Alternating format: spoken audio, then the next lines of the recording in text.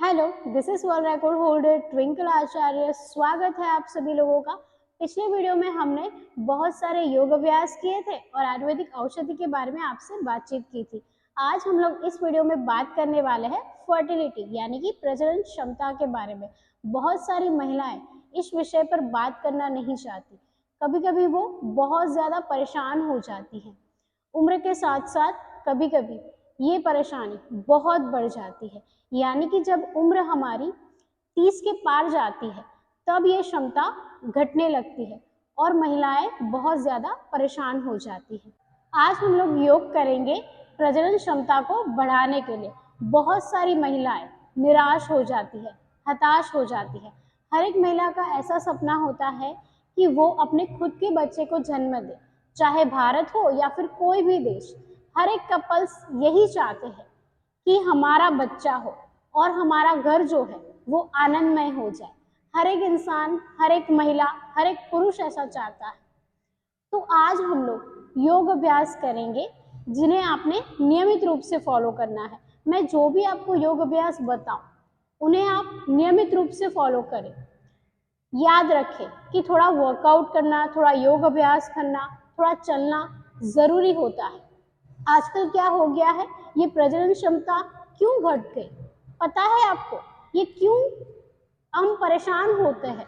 बहुत सारी महिलाएं बहुत परेशान होती है क्योंकि आजकल की लाइफस्टाइल, हम कभी भी खाते हैं, कभी भी सोते हैं, कभी भी कुछ भी खा लेते हैं। बहुत सारी महिलाओं को मैंने देखा है जो बाहर का खाना बहुत ज्यादा खाती है और वो मोटापे की शिकार हो जाती है। कभी कभी आपका वजन बढ़ जाता है, इससे भी आपकी प्रजनन क्षमता जो है वो चली जाती है। तो नियमित रूप से आप सात्विक भोजन लें और योग अभ्यास करें। नियमित रूप से आपने खुराक अच्छी लेनी है, यानी कि घर का सात्विक भोजन ही खाना। तो चलिए अब हम योग अभ्यास करते हैं। सबसे पहले हम सूर्य नमस्कार करेंगे। सूर्य नमस्कार नियमित रूप से आपको करना चाहिए। सूर्य नमस्कार से बहुत सारी ऊर्जा हमें मिलती है जो हम कुदरत से लेना चाहते हैं। जी हाँ, नियमित रूप से अगर आप सूर्य नमस्कार करें तो आपका वजन जो है वो कंट्रोल में रहता है, यानी कि बहुत ज्यादा वजन नहीं बढ़ता है।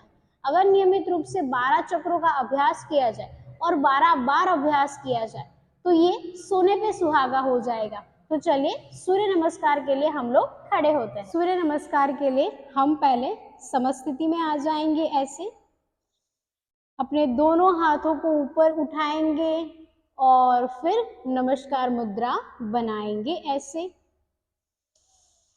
सांस भरेंगे, फिर अपने दोनों हाथों को ऊपर उठाएंगे। सबसे पहले तो आपने अपने मन को शांत रखना है। आपका शरीर जो है वो बहुत ही अच्छा है।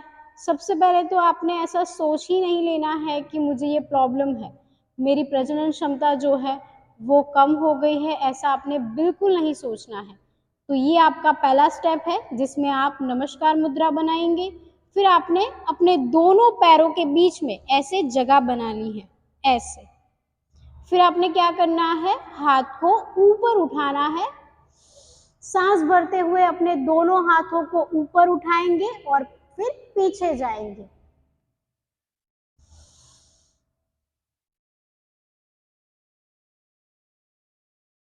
फिर आपने तीसरे स्टेप में, जैसे कि आपके हाथ कोई खींच रहा हो उस प्रकार से नीचे जाना है और दोनों पैरों के आसपास अपने हाथों को टिका लेना है, ऐसे।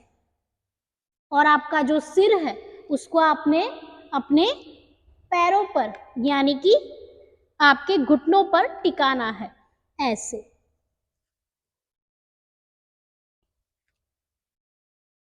फिर आपने क्या करना है, अपने एक पैर को ऐसे पीछे लेके जाना है, ऐसे,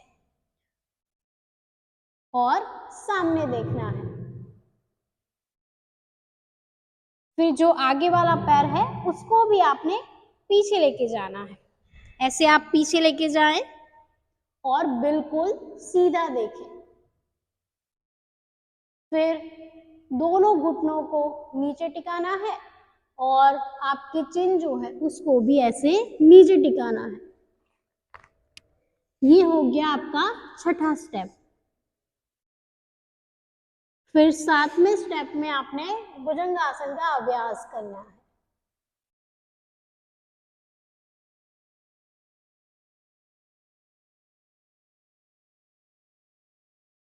फिर 8वां स्टेप, उसमें आपने अपनी नाभि को देखना है ऐसे।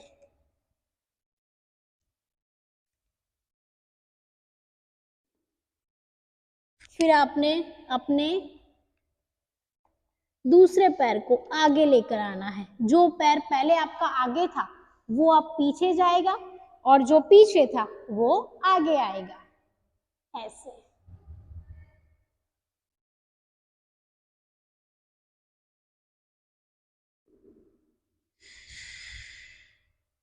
फिर आपने दोनों पैरों को ऐसे आगे लेकर आना है और अपना सिर जो है उसको अपने पैरों पर टिका देना है ऐसे। फिर आपने क्या करना है, दोनों पैर के बीच में जगह रखनी है और फिर पीछे जाना है। ये हो गया आपका 11वां स्टेप। और फिर आखिरी स्टेप में आप सूर्य नमस्कार ऐसे खत्म करेंगे, यानी कि नमस्कार मुद्रा बनाएंगे। तो ये हो गया आपका एक चक्र। ऐसे आपने 12 बार अभ्यास करना है ताकि आपका शरीर जो है वो आसन के लिए तैयार हो जाए। सूर्य नमस्कार के बाद हमारा शरीर जो है वो आसन के लिए तैयार हो चुका है। सूर्य नमस्कार क्यों करने चाहिए ये आपको पता चल गया होगा, ताकि हम आसन के लिए तैयार हो सके। बहुत सारे लोग सूर्य नमस्कार को अवॉइड करते हैं, यानी कि उसे बाद में करते हैं, लेकिन आसन करने से पहले अगर आप सूर्य नमस्कार करें तो इससे आपका पूरा शरीर खुल जाता है और शरीर आसन के लिए तैयार हो जाता है। तो चलिए अब हम आसन की ओर बढ़ते हैं। सबसे पहला आसन है हमारा पश्चिमोत्तानासन।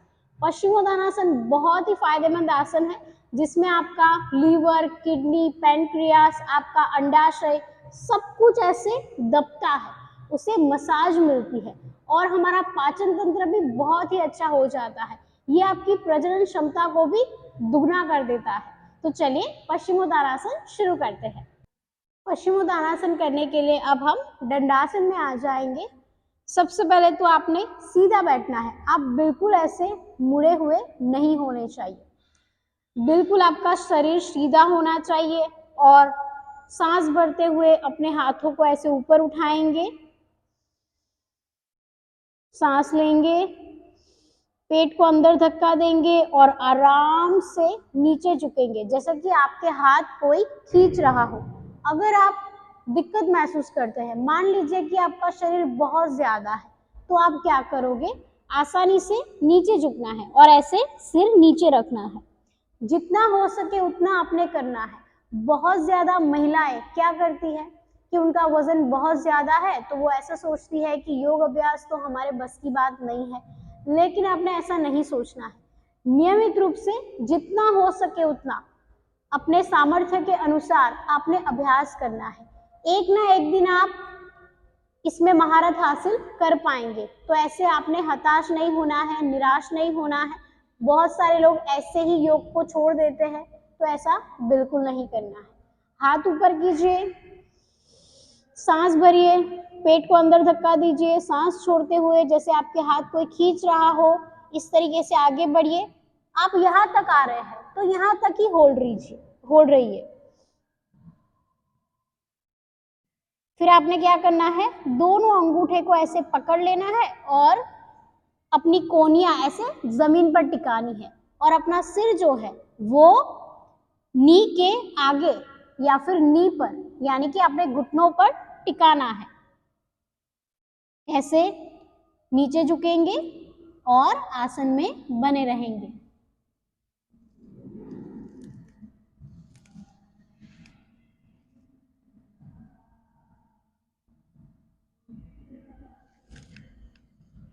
फिर आराम से वापस आ जाएंगे। जैसे आपने आसन में प्रवेश किया था उसी तरीके से आसन से बाहर आना है। तो ये हो गया आपका पश्चिमोत्तानासन। अब हम अगले आसन की ओर बढ़ते हैं। हमारा दूसरा आसन है हलासन, यानी कि अर्ध हलासन। जी हाँ, पूर्ण हलासन आपके लिए थोड़ा कठिन हो सकता है, लेकिन अर्ध हलासन तो आप सभी महिलाएं कर ही सकती हैं। तो नियमित रूप से आप अर्ध हलासन कीजिए, जिसमें आपने 30 सेकेंड, 20 सेकेंड, 1 मिनट ऐसे आपने होल्ड रहना है। अपने सामर्थ्य के अनुसार आप होल्ड रहिए और आसन में बने रहे। तो चलिए अब हम अर्ध हलासन की ओर बढ़ते हैं। सबसे पहले तो आपने दंडासन में बैठना है और फिर आराम से नीचे जाना है ऐसे। फिर आपने क्या करना है, अपने दोनों पैरों को ऊपर उठाना है 90 डिग्री तक।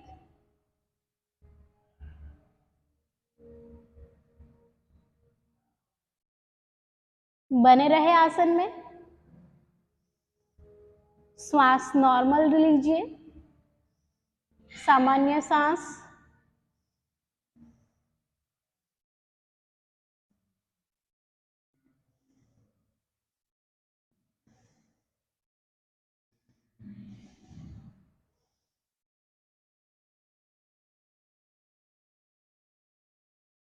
हो सके तो आप अपने पैरों को ऐसे पकड़ भी सकती है, जिससे आसानी से आप आसन में बने रहे।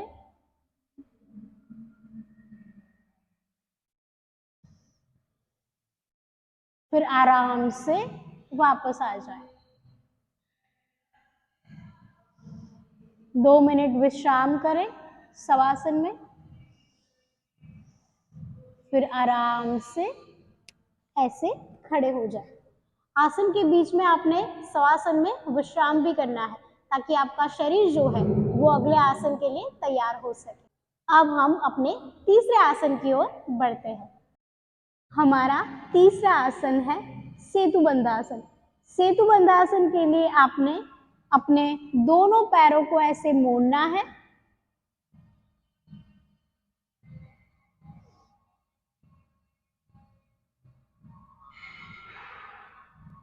और आप अपने हाथों से अपने पैरों की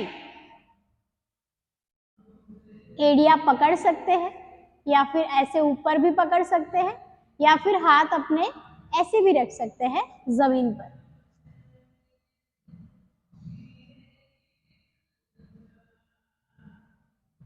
और अपने पेट को ऊपर कीजिए, जितना हो सके उतना आप ऊपर जाइए। सांस भरते हुए ऊपर जाइए, सांस नॉर्मल रखिए। जितना हो सके उतना ऊपर जाना है।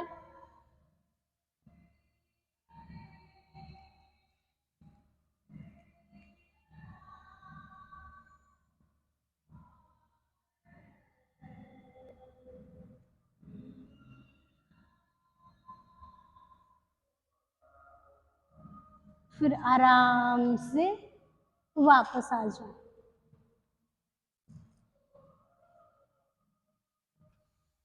फिर आराम से वापस आ जाए। सेतुबंधासन का अगर नियमित रूप से अभ्यास किया जाए तो ये आपके रिप्रोडक्टिव सिस्टम को अच्छा बनाता है। इसके नियमित रूप से अभ्यास से आपके पेट के निचले हिस्से में ब्लड फ्लो बढ़ता है, जो आपके ओवरीज के लिए बहुत ही अच्छा है, यूट्रस के लिए बहुत ही अच्छा है और आपकी प्रजनन क्षमता को ये दुगना बना देता है। तो नियमित रूप से आप इसका अभ्यास अवश्य करें। हमारा अगला आसन है भुजंगासन, यानी कि हमारा चौथा आसन। चलिए, भुजंगासन करने के लिए हम मैट के ऊपर ऐसे लेट जाएंगे और आपके हाथ जो है उसको छाती के पास में रखेंगे। दोनों पैर जुड़े हुए होने चाहिए। सांस भरते हुए ऊपर उठेंगे और आसन में बने रहेंगे। आपने 20 सेकेंड या 30 सेकेंड तक आसन में बने रहना है और फिर आसन से वापस आ जाना है और फिर आप थोड़ा विश्राम करेंगे। ऐसे मकरासन में विश्राम करें।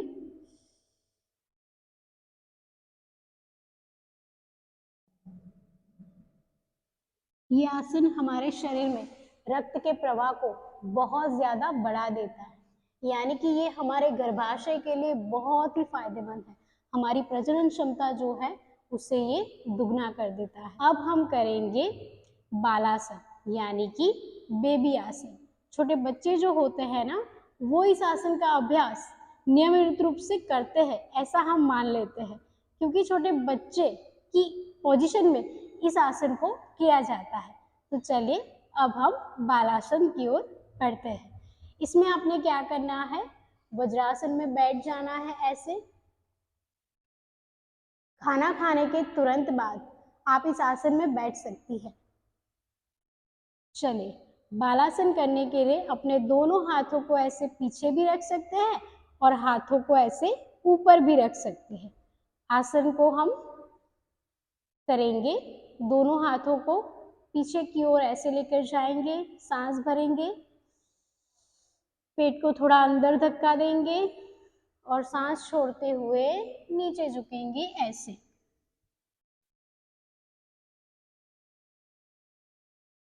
हाथ आप ऐसे भी रख सकते हैं।